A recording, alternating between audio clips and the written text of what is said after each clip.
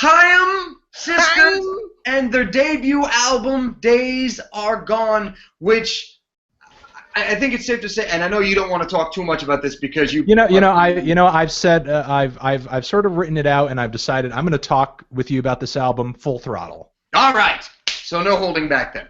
Haim, the Haim sisters, Haim, sorry about this segment. Their debut album, Days Are Gone, and I think it's safe to say that, kind of like Churches, this is one of those bands that has gotten a tremendous amount of hype, a tremendous amount of buzz before any debut album ever dropped. Yeah, just a ton of buzz off of some really hot singles. Yes, absolutely. And here's the thing, before we get into the actual review, the first time I saw Haim was at South by Southwest this past year in Austin, Texas. I tried to see them then, and the lines were so freaking long to see them, I couldn't see them. I was lucky enough to see them play at Stubbs, I think right before Vampire Weekend went on. So I did see them that night. But they were amazing. They were incredible. Their live show is absolutely phenomenal. And I was lucky enough to see them again this past August at Lollapalooza. They played one of the smaller side stages, which was cool because you could actually get pretty close to the stage and get a good view of them. They're incredible live. Their musicianship, the songs, the voices, all wonderful. I've heard about the legend of the bass player's bass face, which is got some serious. And you play bass too, correct? I've heard it's like it's some intense bass. If you look up, I believe St. Haim, and you search bass face, you will get some serious looks from this girl's head. Like she's making some incredible faces. Like she's really, really feeling this music, man. Like there is no holding her back. Like she is laying down some sick grooves. And that's but you know what though? But that's kind of cool though that like she's so into the music and as she should be because the music is really good. I think this is one of the better pop records that have come out this year. I feel like there are some elements of it that I'm like, okay, this definitely sounds like a band sort of on their debut album, but they just have such a good sound. I mean, the singing is so good, and it's just got like this really tight pop rock production sound that kind of reminds me of like some of the female solo acts like from the 90s that would be played all over the radio all the time, like maybe a little bit of Shania Twain or Sheryl Crow, but then there's like this really tight grooving element to the bass and the busyness of the drums and especially the guitar, which you're getting these lines all over the place that really remind me of some Michael Jackson production, maybe something Quincy Jones would pull together for him, and it's like sort of this weirdly faint combination of like 80s chic and like 90s pop rock stuff that kind of makes their sound difficult to pin down in terms of just being inspired by one single artist. It's like it feels modern, it feels new, it feels fresh and fun, but it's also faintly nostalgic as well. I completely agree. But here's what I was going to say. Having seen them live twice, having heard what they sound like live, having absolutely loved what they sound like live, listening to the album, it really caught me off guard because the first 5 tracks on the record, I swear to you, I was like, is this a lost Michael Jackson EP? Because the way the singing style was done, the type of grooves, the type of instrumentation that was done on this record, it just reminded me so much of like 1980s. It reminded me of 1980s Michael Jackson, like through and through. It was unreal. And that's what threw me off because of the fact that this isn't what they sound like live. Live. Yeah, when you were talking about them playing live, and I know that they're just a trio with bass, guitar, and drums, like I figured there's no way they could sound exactly like this in person because the record is so meticulously produced. It's But I clean. feel like part of what's so good about the first 5 tracks, especially, I think the first 6 tracks, is that they sound so natural in the groove. It doesn't feel like it's so meticulously produced. I mean, it sounds like, I don't want to say it sounds live and in the moment, but it definitely feels natural. It doesn't really start feeling boxy or clunky or even electronic until like the title track of the album, where you're getting these like really huge loud drum sounds that are obviously sequenced and electronic.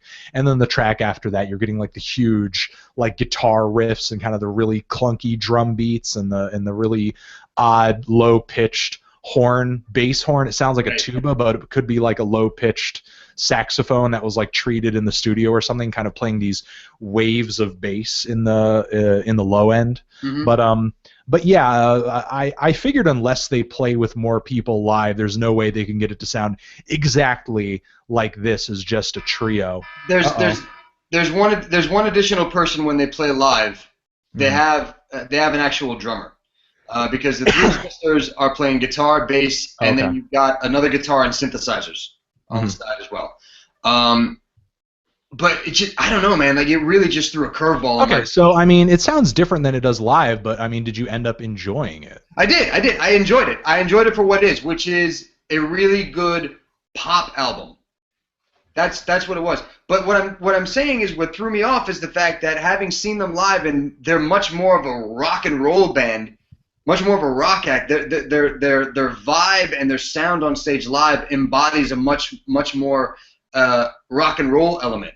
So to go from that to this album, which again is a fine album, it's a great album, but it's a good pop album, and I'm wondering if the sound from live to studio was kind of lost in translation, and because to me it just sounds like a completely different project, a completely different band. The only reason these songs sound what you're saying. I mean, if you the only reason these songs sound familiar to me is because I've heard them live before. I mean, if you gave a listen to the tracks that they dropped on the EP prior to this album, you might have kind of seen what they do on this album, seen it coming, you know, regardless of how they sounded live. But I mean, you know, even though I haven't seen them live, I do sort of feel what you are talking about, because I do think there is kind of a bit of a rock edge on some of my favorite tracks on here, like The Wire, which I think which I wish rang a little more true on a bunch of other songs on here. But still, I feel like consistently, at least for the first half of the album, because in a sense I do think it falls apart a little bit toward the second half around the title track, when they start really, like I said, pulling together production that feels really clunky and sort of electronic. Right. And it doesn't really pick up again until the last track, which really kind of feels like a wonderful climactic 80s ballad that would close out like the closing credit sequence to like a really great life-affirming teenage movie. Right. But still, for the first half, you know, The Wire, just to talk about that song again, I mean, you have these really sweet vocal harmonies on there, awesome groove, cool claps on there, and really cutesy synths kind of chiming in the background, and the vocals on the verses are just catchy as hell. And then the groove on the chorus of the song Forever, of course, slays. I love the upstroked guitars on that track, which actually, with the drums behind that, reminded me of something Vampire Weekend would do. Made me kind of wonder if they're into them a little bit. There was actually a groove on the back end of this album, too, that reminded me a little bit of Vampire Weekend. And then there is Don't Save Me, which had these really huge glistening synthesizers, which was really bringing that 80s vibe to the table with some really crispy drums cutting through that. And yeah, I mean, again, it's a meticulously produced album. It's a really well-produced album. Does it have an edge to it?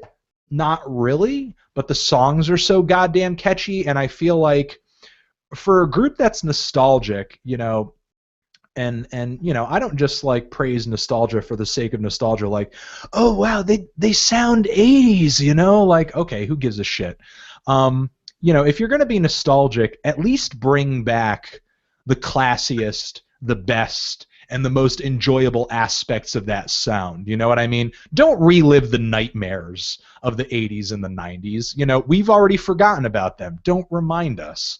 And Right. I feel like for a group that is so nostalgic in their sound, Haim does their best to bring back the sounds that were actually worth remembering from that era. You know what I mean?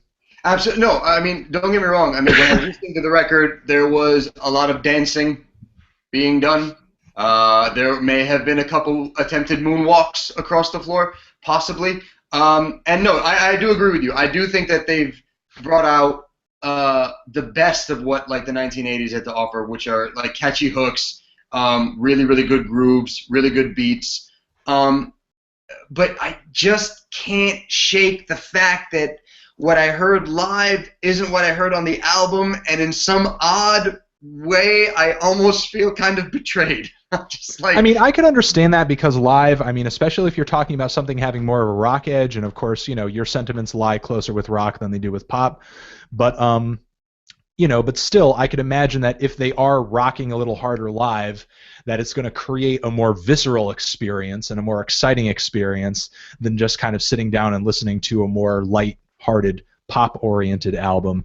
And honestly, I think that was my one gripe about this LP. You know, I mean, some of the songs, in my opinion, either are just not that memorable, they're not that fiery.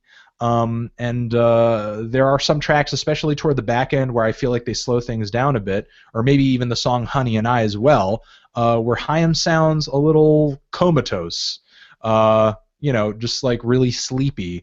And you know, despite the fact that there are grooves in the background, and you know, they're trying their best to write something pretty and passionate, maybe it doesn't come forward as much. And maybe sort of the next time they get into the studio, doing more live instrumentation, throwing in some more burning guitars, just like they kind of put together on the song "The Wire," is going to add up to an album that's a little more exciting to listen to from beginning to end. But still, I think they came through with some really solid singles.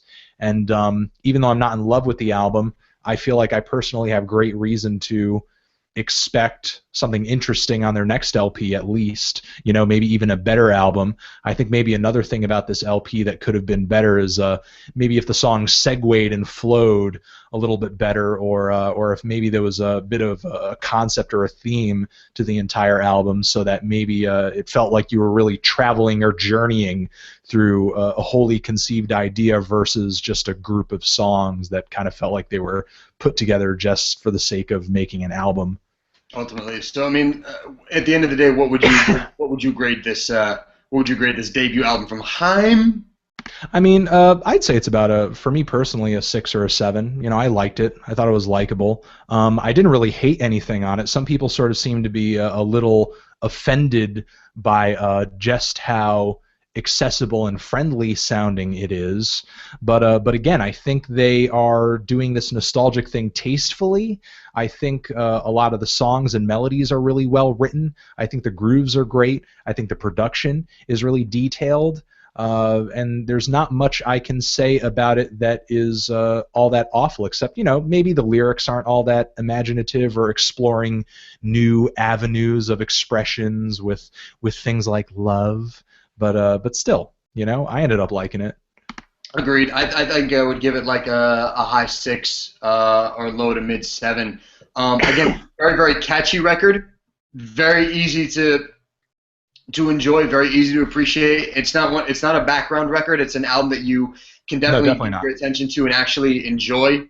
But again, just coming at it from the perspective of someone who's seen them live and knows what they sound like live and has heard the power behind their music live, to go from that to a incredibly clean album, a very poppy album, that at the end of the day kind of threw me off. Not saying that the music is bad, not saying that the album is bad, just I wish that there was a little bit more. And you know, and maybe I would be sort of in the same boat of slight disappointment that you are if I had seen them live. Right. But I mean, truthfully, going into this, I was just expecting a really clean poppy record. Okay. You know, it's just that usually when I hear a clean poppy record, the vocals are terrible, the grooves are really boring and generic, and the melodies are just kind of bland.